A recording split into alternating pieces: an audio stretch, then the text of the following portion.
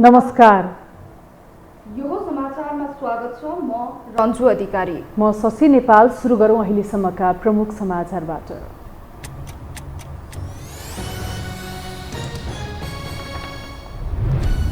संघीयता सफल नभए परिवर्तन गर्न तयार हुनुपर्ने ओलीको जिकिर। गठबन्धन देशका लागि हानिकारक रहेको भनाई। अधोगतिमा ब्रेक नलागे देश श्रीलङ्का भन्दा तल खस्ने दाबी। कांग्रेस केन्द्रीय समिति बैठकमा थप भातृ संगठन निर्माण गर्ने प्रस्ताव पेश। निर्वाचन परिचालन र प्रचार प्रसार समितिले बुझाए प्रतिवेदन। शेखर पक्षको असन्तुष्टि सम्बोधन हुने।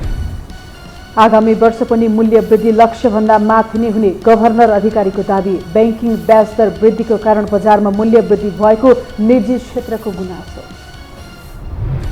श्रीलङ्कामा नयाँ सरकार गठनको तयारी। सबै प्रतिपक्षी मिल्दा बहुमत पुग्ने दाबी। राजापक्षको राजीनामा नआएसम्म राष्ट्रपति भवन नछाड्ने प्रदर्शनकारीको आह्वान। र आईसीसी त्रिकोणात्मक सिरिज अन्तर्गत नेपाल र नामिबिया बीचको खेल जारी। नेपाल बलिङ गर्दै नामिबियालाई हराउँदै सुखद सुरुवात गर्ने नेपालको लक्ष्य।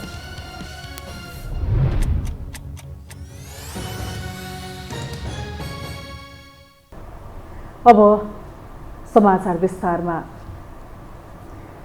प्रमुख प्रतिपक्षी नेकपा एमालेका अध्यक्ष केपी शर्मा ओलीले संघीयता सफल भएन भने परिवर्तन गर्न तयार हुनुपर्ने बताउनु भएको छ। आज सम्पादकहरूसँगको अन्तर्क्रिया कार्यक्रममा ओलीले संविधान जारी गर्ने बखतमा हतार भएको भन्दै संघीयता असफल भए व्यवस्था परिवर्तन गर्नुपर्ने बताउनु भएको हो। उहाँले देश अहिलेकै तरिकाले अधोगतिमा जाने हो भने श्रीलङ्का भन्दा पनि खतरा स्थितिमा पुग्न सक्ने चिन्ता पनि व्यक्त गर्नुभयो। उहाँले सरकार चलेन, काम लागेन भन्ने स्पष्ट भइसकेको भन्दै यसलाई बोकिरहन उपयुक्त नहुने बताउनु भयो।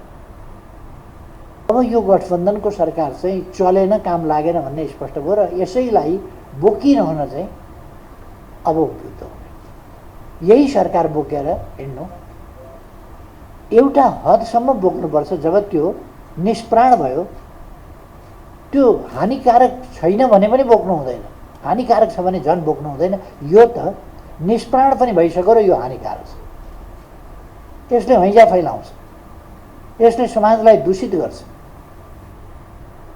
बजेट निर्माणमा व्यापारी तथा अनाधिकृत व्यक्तिलाई घुसपैठ गराइएको घटना निकै गम्भीर भएको भन्दै उनले यो अर्थमन्त्रीको तहबाट मात्रै सम्भव नभएको भन्दै प्रधानमन्त्रीसम्मको सेटिङ हुन सक्ने संकेत गर्नुभयो।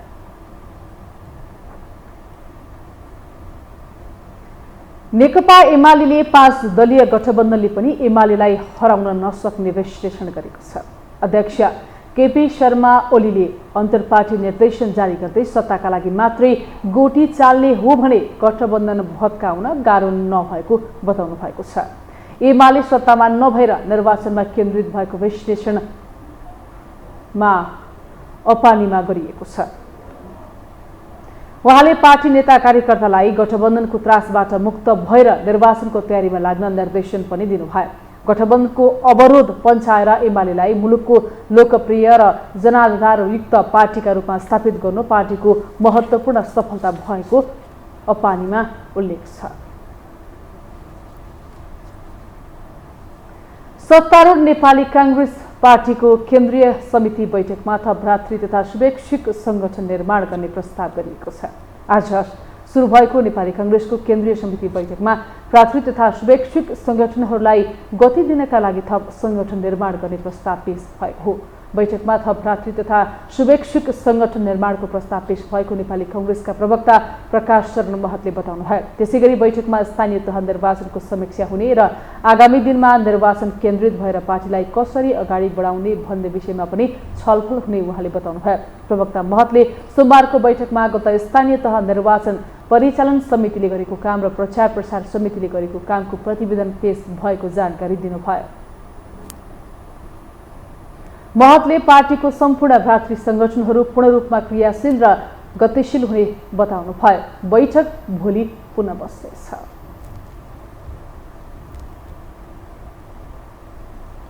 अब बाँकी समाचार।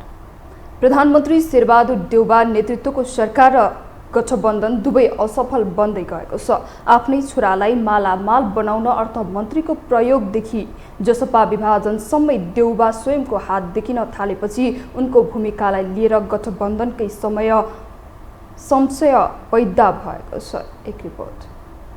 प्रधानमन्त्री देउबाका छोरा जयवीर सिंह देउबा यसअघि एक गुमनाम पात्र जस्ता थिए।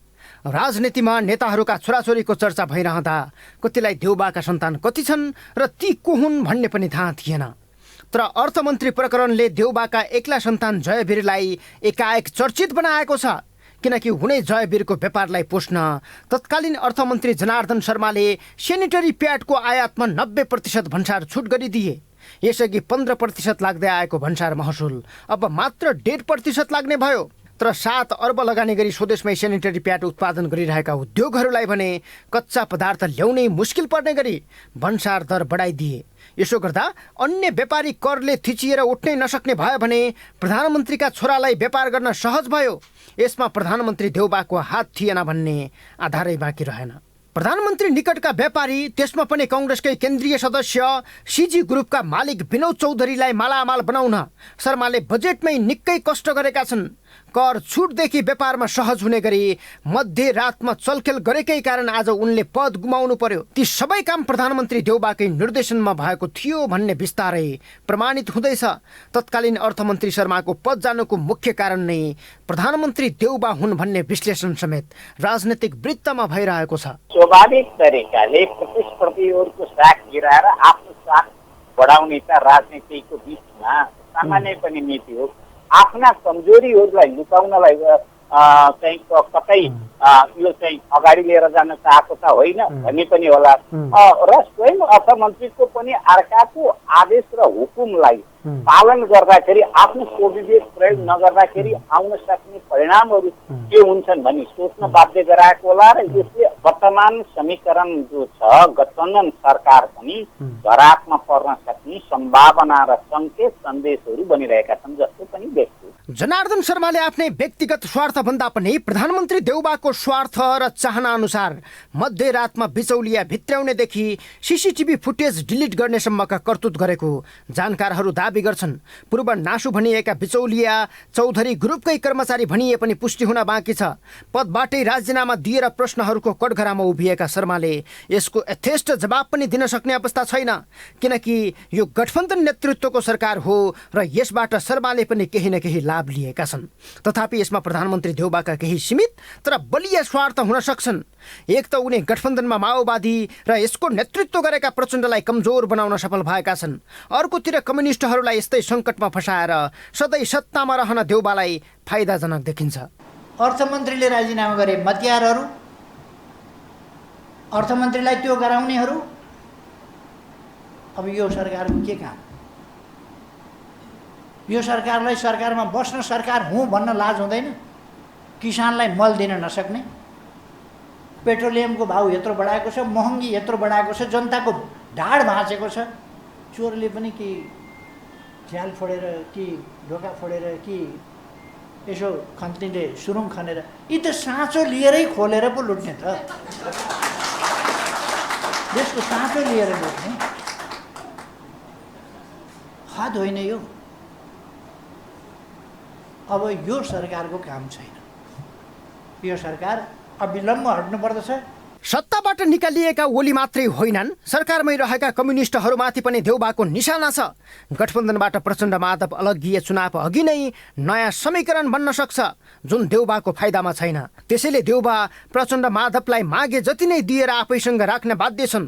तर स्थानीय तहको चुनावी परिणामदेखि गठबन्धनमा कांग्रेस इमान्दार नभएको विषयसम्म प्रचण्ड माधवका असन्तुष्टिहरू सार्वजनिक भइरहेका छन्। शेरबहादुर देउबाको नेतृत्वमा प्रचण्डजी र उहाँहरूले नि आएर तपाईँ प्रधानमन्त्री बनिदिनुहोस् भनेर आएर बनाएको होइन। अब यो एक किसिमको एडक म त यसलाई एडक नै भन्छु होइन। यो चाहिँ अब काम चलाउ सरकार, चुनावमा जानुपर्ने सरकार मैले बुझेअनुसार चाहिँ अब यसले धेरै अहिलेको राजनीतिक अवस्था व्यवस्था नेतृत्वबाट जनताले धेरै आश गर्नु पनि मलाई चाहिँ उचित लाग्दैन। किनभने यसबाट केही आश हुनेवाला छैन। माधव नेपालले सिफारिस गरेका मन्त्री हेरफेरको विषयमा प्रधानमन्त्रीले तदारुकता देखाएका थिएनन्। यसको अर्थ थियो समाजवादी भित्र असन्तुष्टि पैदा गर्ने र नेताहरू बीच किचलो मचाइदिने। देउबाले सोचे बमोजिम नै भयो र माधवको पार्टीबाट बाहिरिने र भित्रिने मन्त्रीहरू बीच अहिले बोलचाल बन्दको अवस्था छ। रामकुमारीहरू यता न उताको बनेका छन्। माओवादीका अर्थमन्त्रीलाई राजीनामा दिन बाध्य बनाएर हलचल मच्चाइदिएका देउबाले जसपालाई जसरी पनि फुटाउने कसम खाएका छन्। मूलत सोझा स्वभावका खुरापाती देउबाले आफूलाई सहज बनाउन गठबन्धनकै दलहरूमाथि तीर चलाएर भाँड भैलो मच्चाइरहेका छन्। यो हो टेलिभिजनका लागि क्यामेरामा विशाल प्याकुरेलका साथमा सन्तोष बिके थापा, काठमाडौँ। चिनिया कम्युनिस्ट पार्टी सीसीपीका विदेश विभाग प्रमुख 4 दिने नेपाल भ्रमणमा छन्। नेपालले अमेरिकी सैन्य सहयोग एसपीपी अस्वीकार गरेपछि बढेको चीनको कूटनीतिक सक्रियता स्वरूप विदेश विभाग प्रमुख लिउ जियानचाओको भ्रमण थप अर्थपूर्ण मानिएको छ। एक रिपोर्ट। ठुलै कसरतपछि एमाले र माओवादीलाई एकीकरण गरेर नेपाल कम्युनिस्ट पार्टी नेकपा बनाउन सफल भएको चीन उसलाई फुटबाट जोगाउन भने सकेन। नेकपा विभाजन र कम्युनिस्ट सत्ता ढलेसँगै नेपालतर्फ कूटनीतिक सक्रियता पातालो बनाएको चीन अमेरिकी सहयोग परियोजना एमसीसी सतहमा आएपछि एकाएक सक्रिय बन्यो। यसै विषयलाई लिएर चीन अमेरिका बीच वाक युद्ध नै छेडियो। विरोध र विवादका बीच व्याख्यात्मक घोषणा सहित सदनबाटै एमसीसी पास भए यता नेपालतर्फ चीनको चासो थप बढेको छ। चिनिया दूतावासको सक्रियता केही पातालो देखिए पनि उच्च स्तरीय भ्रमण र उच्च स्तरमै संवाद भने बाक्लिएको छ। एमसीसी पास भएपछि चिनिया विदेश मन्त्री वाङ यीले नेपाल भ्रमण गरे। एमसीसी अनुमोदनपछि नेपालमा पश्चिमा मुलुकको सक्रियता मात्र बढेन, अमेरिकी सैन्य सहयोग स्टेट पार्टनरशिप प्रोग्राम एसपीपी सतहमा आयो। एसपीपी अमेरिकी सैन्य गठबन्धन कार्यक्रम इन्डो पेसिफिक स्ट्राटेजी आईपीएस को अंग भएको भन्दै नेपालमा चर्को विरोध भएपछि सरकारले एसपीपी अस्वीकार गर्यो। लगत्तै चीनले नेपाल सरकारको निर्णयको स्वागत गर्यो। चीन त्यतिमा मात्र सीमित रहेन। एसपीपी अस्वीकार पश्चात नेपालका 2 ठूला कम्युनिस्ट पार्टीका प्रमुख एमाले अध्यक्ष केपी शर्मा ओली र माओवादी केन्द्रका अध्यक्ष पुष्पकमल दाहाल प्रचण्डसँग बेग्ला बेग्लै भर्चुअल वार्ता गरेर एकताका लागि दबाब दियो। लगत्तै परराष्ट्र मन्त्री नारायण खड्कासँग भर्चुअल वार्ता पश्चात चिनिया कम्युनिस्ट पार्टी सीसीपीका विदेश विभाग प्रमुख लिउ जिनचाओ 4 दिने नेपाल भ्रमणमा छन्। 看到他们的笑脸，就像看到喜马拉雅山路的阳光，能够驱散寒冷、融化冰雪，给我们带来温暖和希望。 राष्ट्रिय मुद्दामा समेत सधैँ विभाजित हुने नेपालका ठूला राजनैतिक दलहरूले उनलाई एकसाथ स्वागत समेत गरे। उनको भ्रमण तालिका पनि उच्च स्तरीय भेटवार्तामा मात्र सीमित रहेन। स्कुलका विद्यार्थीलाई खाना खुवाउनेदेखि तल्लो तहका नेताहरूसँग समेत भेटघाट छलफल गर्ने भएका छन्। राज्य स्तरमा मात्र सम्बन्ध सीमित नगरिकन पार्टी स्तरमा पनि सम्बन्ध बढाउने कम्पिटिसन सुरु भयो। यसैको सङ्केत हो यो। सबै दलको के चानेको मात्र किन सक्रिय भएको देख्ने। त्यो सोफाइवाला भनेर त पार्टीकै मान्छे भएर आएको हो नि त इन्डियाको। त्यो डेमोक्रेसी सब्मिट भनेको त वैचारिक र चाहिँ अमेरिकाको आफ्नो पक्षको हो नि। यसैले सबै पार्टीले नेपालमा ट्र्याक 2 डेमोक्रेसी चाहिँ सक्रिय पार्न थालेको छ। त्यहाँ पनि कम्पिटिसन चल्यो। शान्तिपूर्ण सह अस्तित्वको सम्मान गर्ने पञ्चशीलको सिद्धान्तमा आधारित भएर कूटनीति सञ्चालन गर्ने छिमेकी मुलुक चीनको सक्रियतालाई नेपालले कसरी हेर्ने? एसपीपी अस्वीकार गरेपछि चिनिया सक्रियता बढेको हो। अब अमेरिकन क्रिया बढेर गएपछि त्यो क्रियाले चाइनिज प्रतिक्रिया डेभलप गर्यो क्या। त्यसले गर्दा जति अमेरिकन क्रिया हायर लेभलमा बढ्छ त्यति चाइनिज प्रतिक्रिया पनि हायर लेभलमा बढ्छ।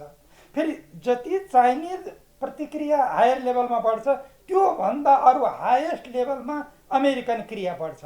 यो क्रिया र प्रतिक्रिया बीचको डायलेक्टिकल रिलेसनको चाहिँ नि इम्प्लिमेन्ट एउटा नेपालमा लागू भइरहेको छ अहिले। हेर्नुहोस्, नेपाल चीन सम्बन्ध जति प्रगाढ छ त्यत्तिकै रणनीतिक पनि छ। नेपालको भू रणनीतिक अवस्थितिका कारण विश्वका शक्ति राष्ट्र चीन र अमेरिका नेपाललाई आफ्नो प्रभावमा पार्न सक्दो जोडबल गरिरहेको छ। यस्तो अवस्थामा राष्ट्रिय स्वार्थलाई सर्वोपरि ठानी नेतृत्वले कूटनीतिक परिपक्वता प्रस्तुत गर्न आवश्यक देखिन्छ।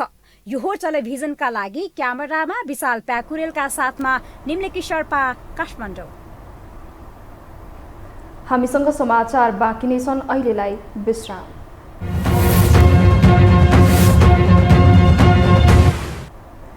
विश्रामपछि स्वागत छ अब बाँकी समाचार। आर्थिक सङ्कटका कारण नागरिक आन्दोलित बन्दा राष्ट्रपति नै भाग्नु परेको ताजा उदाहरणका बीच नेपालको आर्थिक अवस्थालाई श्रीलङ्काको अवस्थासँग तुलना गरिँदै आएको छ। नेपाल पनि श्रीलङ्काको बाटोमा जाने चिन्ता सहित विज्ञहरूले नेताहरूलाई सचेत गराउन थालेका छन्। एक रिपोर्ट। सत्तारूढ नेकपा माओवादीका नेता नारायण काजी श्रेष्ठले आइतबार सामाजिक सञ्जालमा देश श्रीलङ्काको बाटोमा अघि बढेको टिप्पणी गरे। अहिले नै देश श्रीलङ्काको अवस्थामा नपुगेको उल्लेख गरेका उनले निष्ठा, विचार, सिद्धान्त एवं मूल्यविहीन भ्रष्ट स्वार्थी राजनीतिको बोलवाला, कुशासन, भ्रष्टाचार, अपारदर्शिता, आसेपासे एवं दलालीकृत संस्था, समस्या समाधानप्रतिको गैर जिम्मेवार प्रवृत्ति र तदर्थवादले ढिलो वा चाँडो एउटा वा अर्को रूपमा त्यतै पुर्याउने उल्लेख गरे। उनको यो टिप्पणी श्रीलङ्का आर्थिक रूपमा टाट पल्टिएपछि, नागरिकले निवास नै कब्जा गरेपछि राष्ट्रपति भागेको भोलिपल्टको हो। यो उनको मात्र चेतावनी होइन, स्वयं गभर्नरदेखि अर्थक्षेत्रका जानकारहरूले समेत यस्तो बताउने गरेका छन्। निवर्तमान अर्थमन्त्री जनार्दन शर्माले तालुक निकायकै व्यक्ति भ्रम फैलाउन लागि परेको आक्षेप लगाउँदै गर्दा माओवादीकै नेताबाट आएको पछिल्लो अभिव्यक्ति अर्थपूर्ण रूपमा हेरिएको छ। यता प्रधानमन्त्रीकै दल काङ्ग्रेसका नेताहरूले समेत यस्तो चेतावनी दिन थालेका छन्। नेपाली काङ्ग्रेसका नेता तथा सङ्घीय सांसद दिव्य मणिराज भण्डारीले व्यापारीलाई बैंकको सञ्चालक बन्न रोक लगाउनु पर्ने बताएका छन्। उनले कर नबुझाउने संस्थालाई लाभांश लैजान रोक लगाउनु पर्ने तथा लग्जरियस सवारी साधनमा बैंकिङ फाइनान्स गर्न नपाउने व्यवस्था गर्नुपर्ने सुझाव दिए। यता पूर्व अर्थमन्त्री सुरेन्द्र पाण्डेले बाह्य क्षेत्रमा देखिएको दबावलाई व्यवस्थित गर्न गरेका प्रयासले अर्थतन्त्रमा दोहोरो समस्या पर्न सक्ने भन्दै राष्ट्र बैंकलाई सचेत नै गराएका छन्। जस्तो किसिमको पोलिसी अगाडि सारिरहनु भएको छ, त्यसको दोहोरो प्रभाव देख्छु म। त्यो लिक्विडिटी बढाएर चाहिँ के भने आपूर्ति गर्नेतिर भन्दा लिक्विडिटीको मागै घटाएर चाहिँ के भने सम्बोधन गर्ने तपाईँहरूको पोलिसी छ। इन्फ्लेसन 7% मा बस्छु जो भनेको छ, त्यो 7%ले नै पनि कन्ट्र्याक्सनरी पोलिसीमा जाऊ भन्ने सङ्केत गरेको छ। किन बाह्य रूपमा पनि इन्टरनेसनली पनि मूल्य वृद्धि दर एकदम एक्सेसिभली बढिरहेको बेलामा इन्फ्लेसन रेट चाहिँ जुन देशमा 1-2% मा हुने इन्फ्लेसन रेट चाहिँ 8% मा चाहिँ अमेरिका, युरोपमा चाहिँ गएको स्थितिमा त्यसको प्रभाव हामीलाई पनि पर्ने स्थिति। अहिले श्रीलङ्कामा सरकार विरोधी प्रदर्शन हिंसात्मक बन्दै गएको छ। आन्दोलित जनताले राजापाक्से परिवार र उनले नेतृत्व गरेको सरकारलाई अहिलेको अवस्थाको मुख्य दोषी मानिरहेका छन् भने राष्ट्रपति गोताबाया राजापाक्से सरकारी निवास छाडेर भागेका छन्। आर्थिक सङ्कट विरुद्ध श्रीलङ्कामा सल्किएको यो विद्रोहको राप नेपालसम्म आइपुग्न समय नलाग्ने विश्लेषण समेत सुरु भएको छ। फलत सङ्कट उन्मुख नेपाली अर्थतन्त्रप्रति चिन्ता बढ्न थालेको हो। यही बीचमा गभर्नर महाप्रसाद अधिकारीले नै आउँदो आर्थिक वर्षमा पनि मूल्य वृद्धि लक्ष्यभन्दा माथि नै हुने बताएका छन्। चालु आर्थिक वर्षमा केन्द्रीय बैंकले 6.5% मुद्रास्फीति राख्ने लक्ष्य लिएको भए पनि अन्तर्राष्ट्रिय बजारमा समेत मूल्य वृद्धि अत्याधिक रूपमा बढेकाले लक्ष्यभन्दा बाहिर जाने अवस्था रहेको उनको भनाइ छ। मूल्य वृद्धि यो साल वैशाखमा 7.87% रहेको छ, जसको चाहिँ ट्रेन्ड अहिलेसम्मको ट्रेन्ड उँधो जाने हामी देखिरहेको छैनौँ विभिन्न कारणहरूले। जस्तै हामीसँग 9.28 अर्ब फरेक्स विदेशी विनिमय रिजर्भ छ। यो सञ्चितले 6.5 महिनाको वस्तु र सेवा दुईटैलाई पर्याप्त कभर गर्न सक्ने अवस्था छ। तर हाम्रो चिन्ताको विषय चाहिँ के हो त, जुन किसिमले एकै वर्ष घट्यो ठुलो कोलममा, होइन, 2 अर्ब 47 करोड डलर घट्यो। यति बिल्डअप गर्नलाई हामीलाई धेरै समय लाग्छ। यद्यपि सरकारको बचाउ गर्नेहरूले भने नेपाल कहिले श्रीलङ्काको अवस्थामा नपुग्ने बताउन छाडेका छैनन्। श्रीलङ्काको अहिलेको अवस्था जथाभावी ऋण लिँदाको परिणाम भएको टिप्पणी गर्ने उनीहरू यही कारण अनुदानलाई प्राथमिकतामा राख्ने काम भएको बताउँछन्। उनीहरू महँगी तथा मूल्यस्फीति बढ्ने, वैदेशिक मुद्रा सञ्चितमा दबाव बढ्दै जाने चेतावनीलाई समेत बेवास्ता गरिरहेका छन्।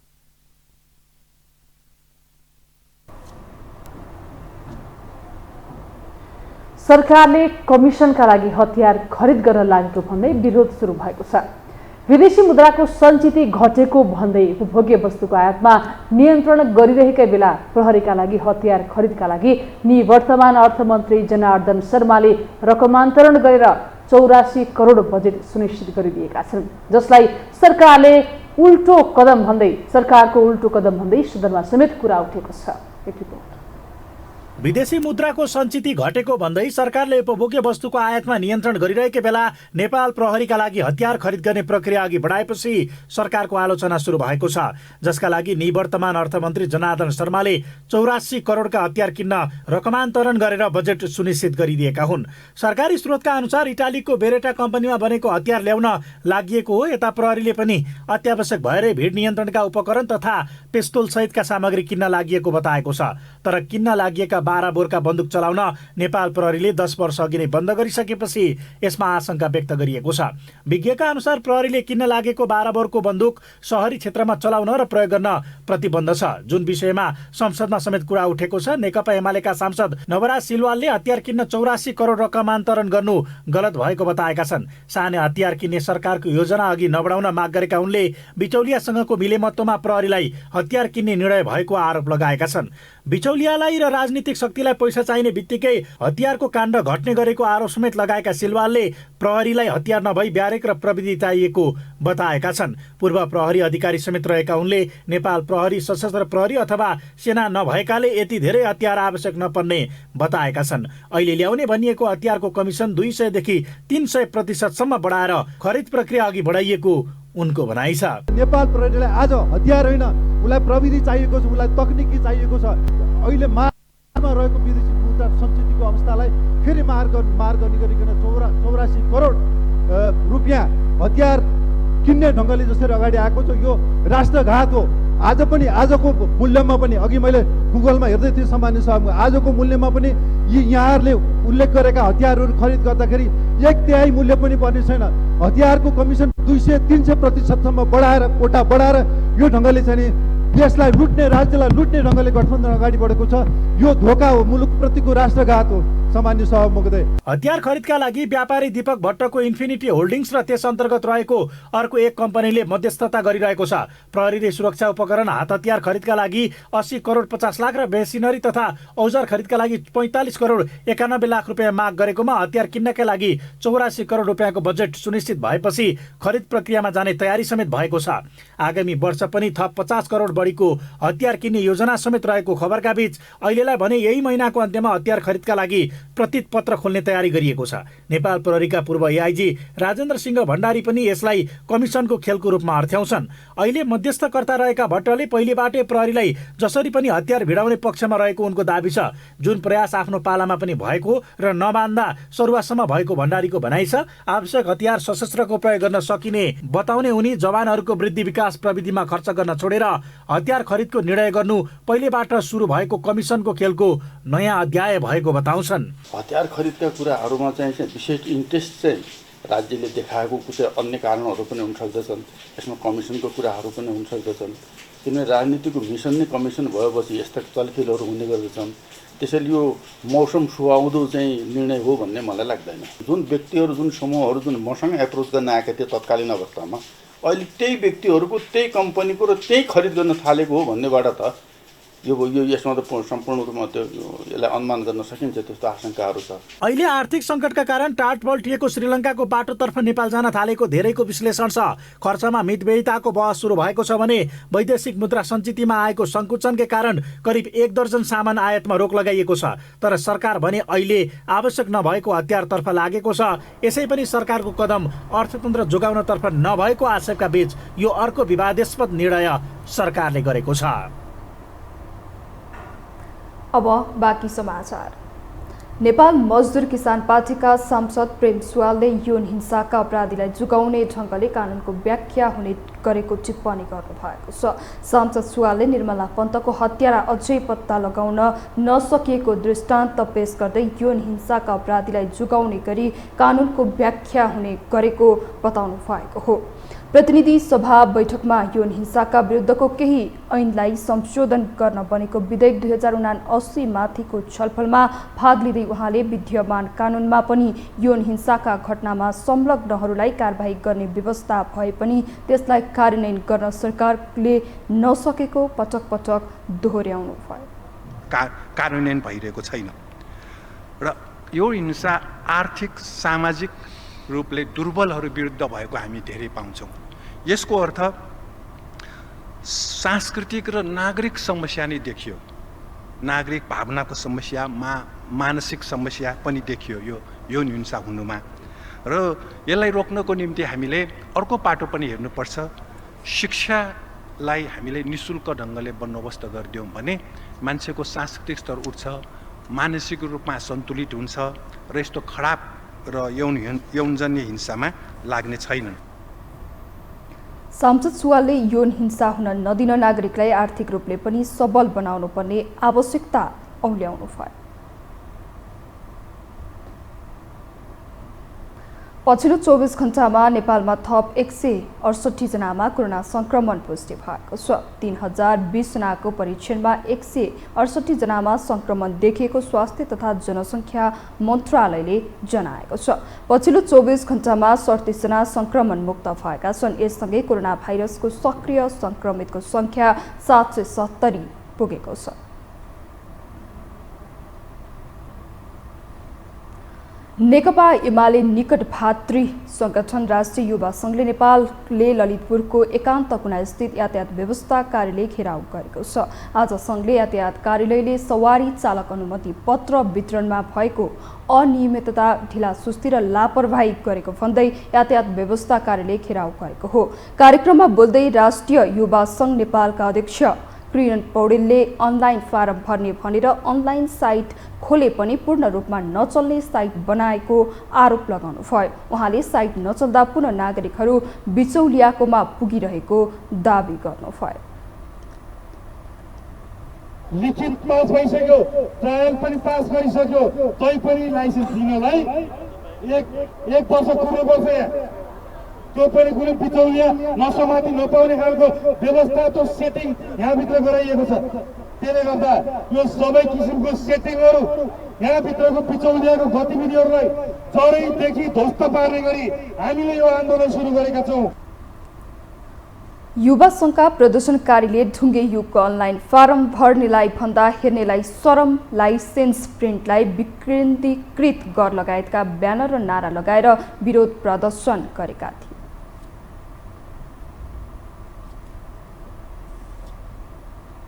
अब पालो आर्थिक समाचारको।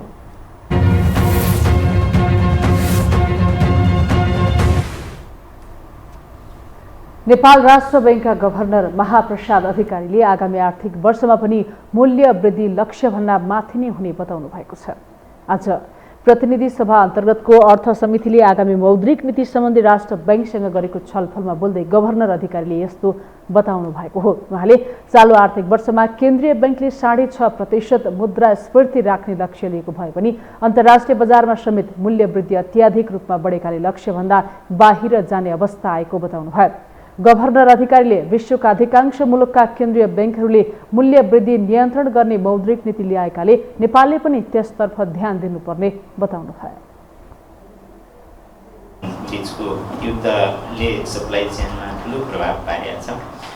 खास गरी यो इन्धनको सप्लाईमा र इन्धनको प्राइसमा धेरै बढोत्तरी भएको छ, जसको असर चाहिँ समग्र प्राइसमा मूल्य स्तरमा परेको छ, जसको फलस्वरूप यो मूल्यको अनुमान चाहिँ बढ्दै गएको छ र आगामी वर्षको आउटलुक पनि संसारभरि नै त्यसरी नै लिएको छ।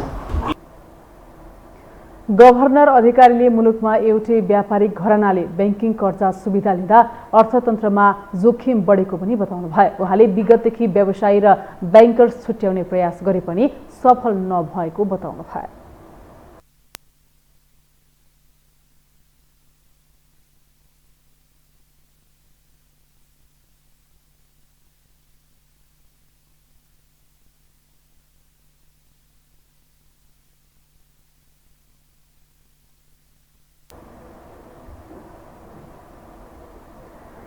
ओह्रालो गतिमा रहेको देशको अर्थतन्त्रलाई लिएर विभिन्न टीका टिप्पणी भइरहेका छन्। मूल्य वृद्धिका कारण आक्रान्त बनेका नेपाली जनता ब्याज दर बढाउनु पर्ने राष्ट्र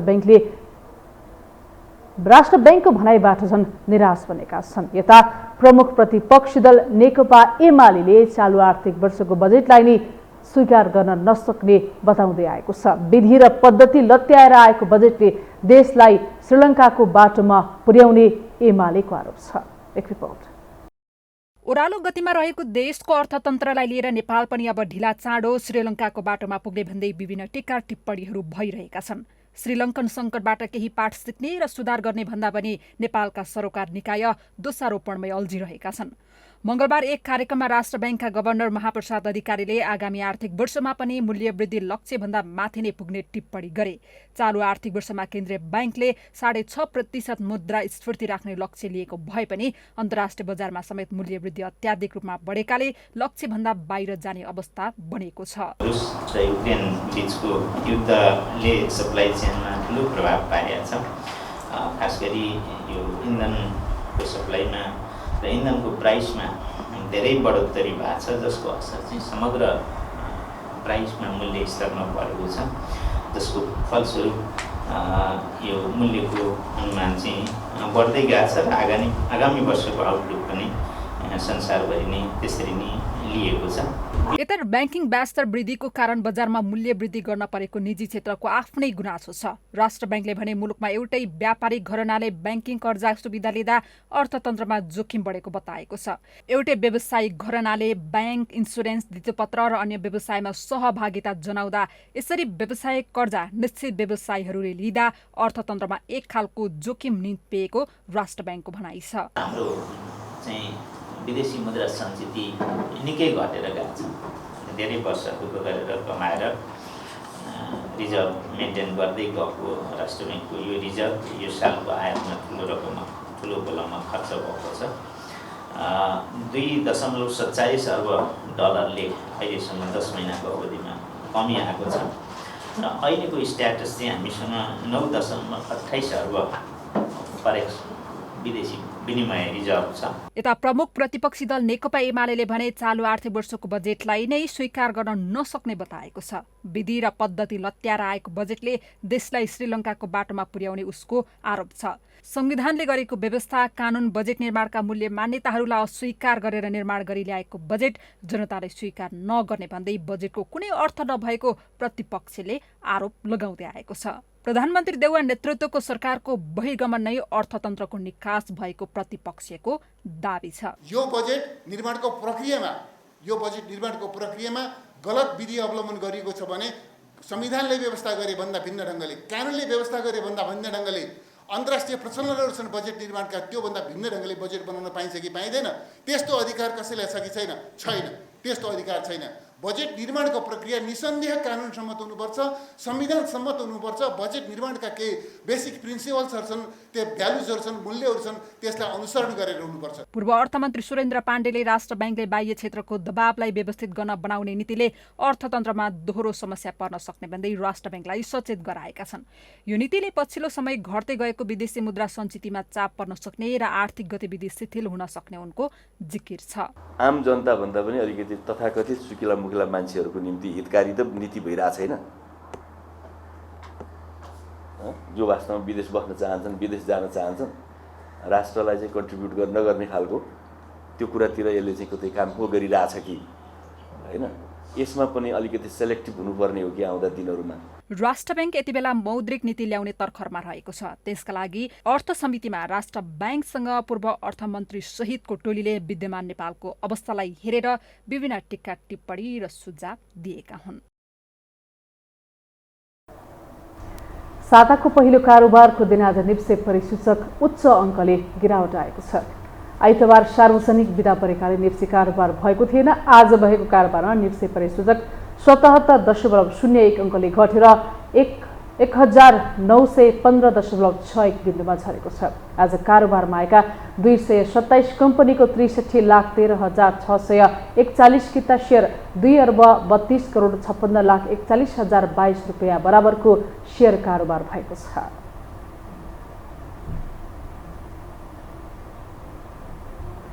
हामीसँग अन्तर्राष्ट्रिय र खेल समाचार बाँकी नै छन्। अहिलेलाई विश्राम।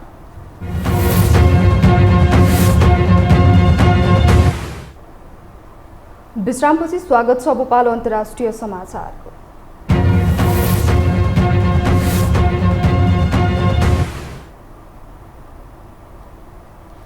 श्रीलङ्कामा विपक्षी दल नयाँ सरकार गठनको तयारीमा जुटेको छ। विपक्षी दल तमिल नेसनल अलायन्सका नेता MA समन थिरानले सबै प्रतिपक्षी मिल्दा सजिलै बहुमत पुग्ने भएको भन्दै नयाँ सरकार गठनमा जुटेका हुन्।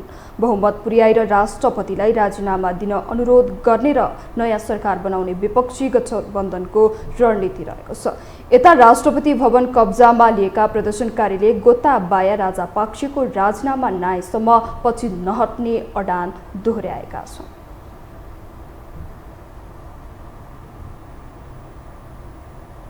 अब पालो खेल समाचारको।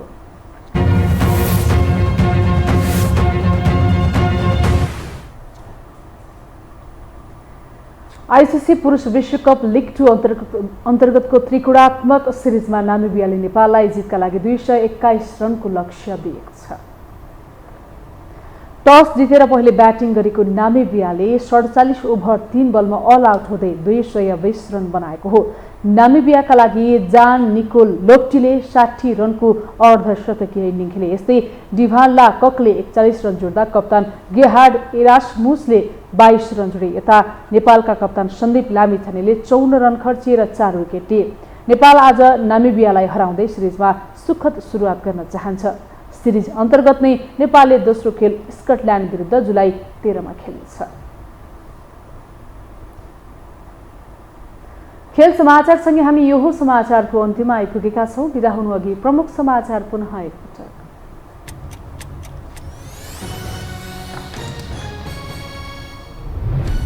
संघीयता सफल नभए परिवर्तन गर्न तयार हुनुपर्ने ओलीको जिकिर। गठबन्धन देशका लागि हानिकारक रहेको भनाई।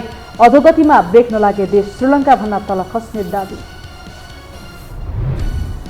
कांग्रेस केन्द्रीय समिति बैठकमा थप भातृ संगठन निर्माण गर्ने प्रस्ताव पेश। निर्वाचन परिचालन र प्रचार प्रसार समितिले बुझाए प्रतिवेदन। शेखर पक्षका असन्तुष्टि सम्बोधन हुने।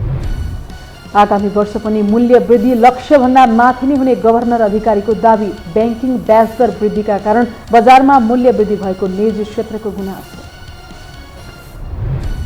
श्रीलङ्कामा नयाँ सरकार गठनको तयारी। सबै प्रतिपक्षी मिल्दा बहुमत पुग्ने दाबी। राजापाक्सेको राजीनामा नआएसम्म राष्ट्रपति भवन नछाड्ने प्रदर्शनकारीको अडान। र आईसीसी त्रिकोणात्मक सिरिज अन्तर्गत नेपाल र नामिबिया बीचको खेल जारी। जितका लागि नामिबियाले नेपाललाई दिए 221 रनको लक्ष्य। नेपाल जवाफी ब्याटिङ गर्दै।